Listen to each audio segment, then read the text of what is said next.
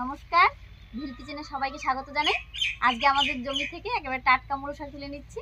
আজকে মুলো শাকের পিঠালি রান্না করব। আপনারা প্রথম থেকে শেষ পর্যন্ত সঙ্গে থাকুন, আশা করছি আপনাদের খুব ভালো লাগবে।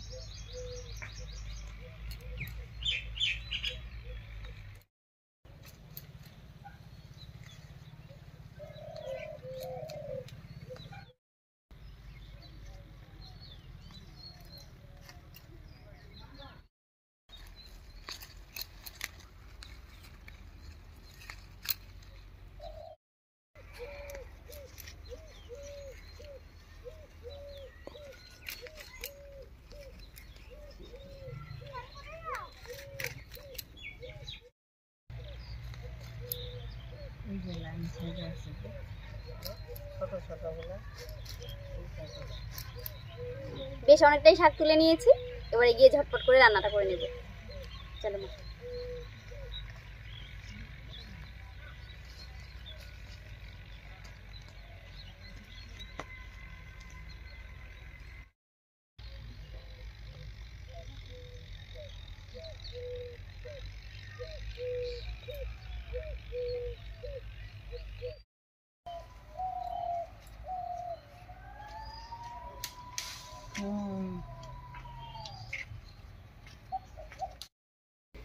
ডালের বড়ি দিয়ে মুলো শাকের পিঠালি আমাদের বাড়িতে সবাই পছন্দ করে। আর এই সময় মুলো শাকটাও টাটকা পাওয়া যায়, তাই ভাবলাম করে নিই। খেতেও ভালো লাগবে আর আপনাদের সঙ্গে শেয়ারও করতে পারবো।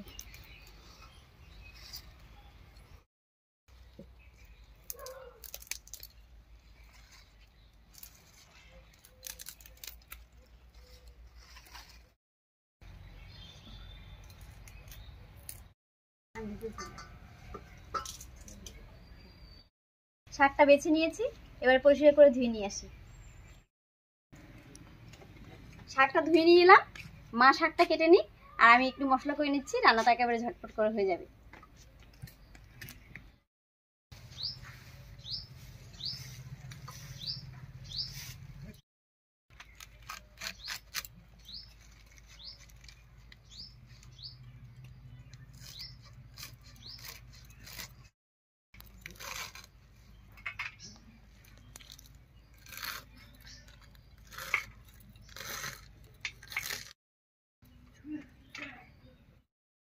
বাবা জানো পলি দিদির বুনু এসেছে।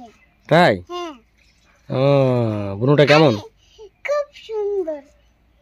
আর আমি আমি পলি দিদির বাড়ি গেলাম, তারপরে দেখি একটা দোলনার মধ্যে কি, তারপরে উপরে দেখি বুনু শুয়ে আছে।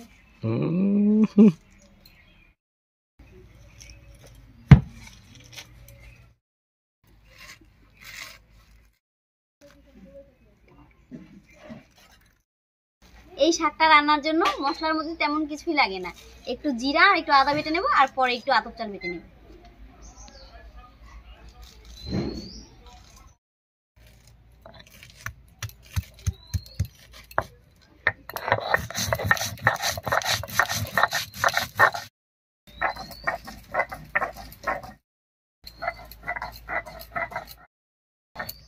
জিরা আর আদাটা বাটা হয়ে গেছে, একবার নামিয়ে নিচ্ছি।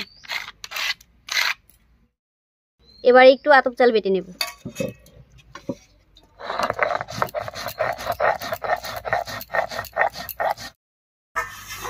শাকটা কাটা হয়ে গেল, একটু লবণ দিয়ে ভালো করে কষলে নেব। এই লবণ দিয়ে একটু কষলায় নিলে এই শাকটা নরমও হবে এবং তিতাটাও থাকবে।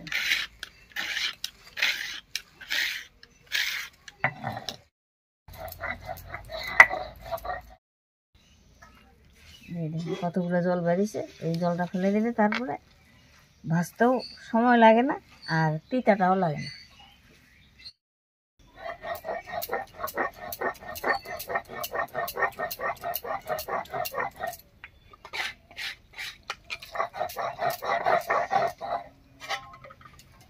আতপ চালটা বাটা হয়ে গেছে, একবার নামিয়ে নিচ্ছি।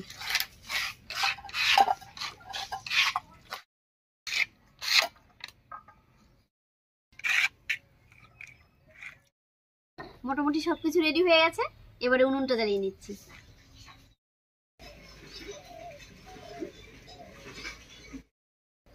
উনুন জ্বালিয়ে কড়াই বসিয়ে দিয়েছি, এবারে কড়াইতে তেল দিয়ে কয়েকটা বড়ি ভেজে নেব। এখানে আমি কয়েকটা মাছের ডালের বড়ি নিয়েছি। এর উপরে সামান্য একটু লবণ আর হলুদ আর এক ছিটা জল দিয়ে মেখে নেব।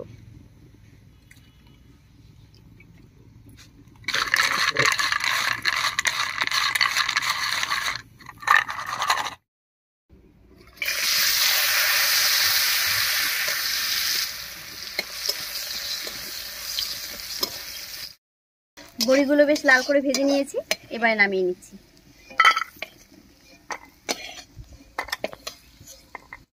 এবারে এই তেলের মধ্যে ফোড়ন দেব, আর ফোড়ন দেব একটা শুকনো লঙ্কা, তেজপাতা আর গোটা জিরা দিয়ে।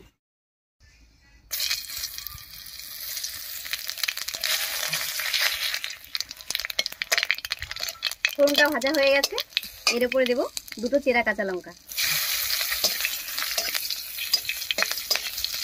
এবারে ছাড়টা দেব।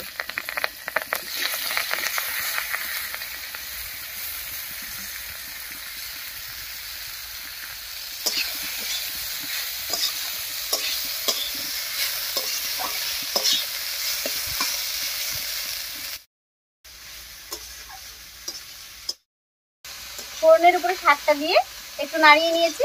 এবার সামান্য একটুখানি লবণ আর একটুখানি হলুদ দেবো। লবণ আগে থেকেই দেওয়া ছিল।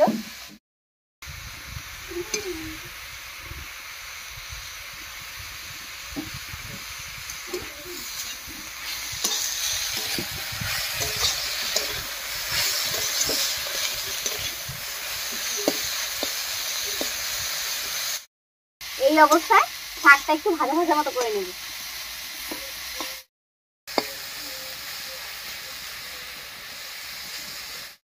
বেশ ভাজা ভাজা মতো হয়ে গেছে, এবারে আদা আর জিরা বাটাটা দেব।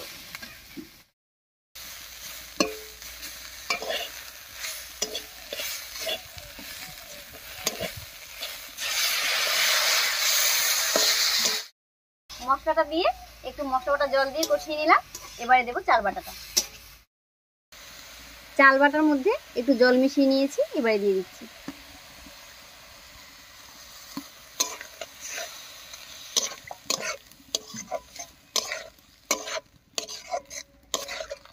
এবার এর উপরে দেবো ডালের বড়িগুলো, আর বড়িগুলো আমি হাত দিয়ে একটু ভেঙে দেবো।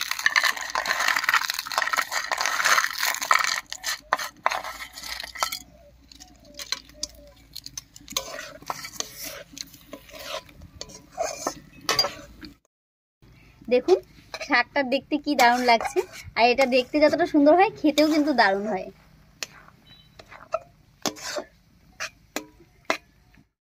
চাল বাটা দিয়ে আরো 3-4 মিনিট মতো রান্না করে নিয়েছি। রান্নাটা একদম হয়ে গেছে, এবার নামিয়ে নিচ্ছি।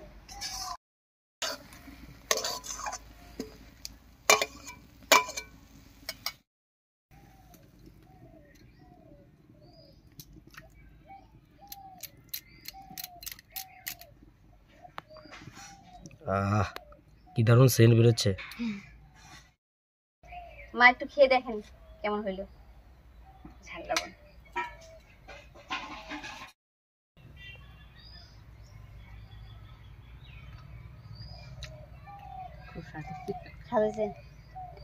যাই হোক, মা তো বললো ভালোই হয়েছে। আপনাদের কেমন লাগলো ভিডিওটা অবশ্যই কমেন্টে জানাবেন। যদি ভালো লাগে একটা লাইক করে দেবেন এবং চ্যানেলটিকে সাবস্ক্রাইব করে এইভাবে আমাদের পাশে থাকবেন। আজ এই পর্যন্তই, আবার কাল দেখা হচ্ছে নতুন কোনো সহজ রেসিপি নিয়ে।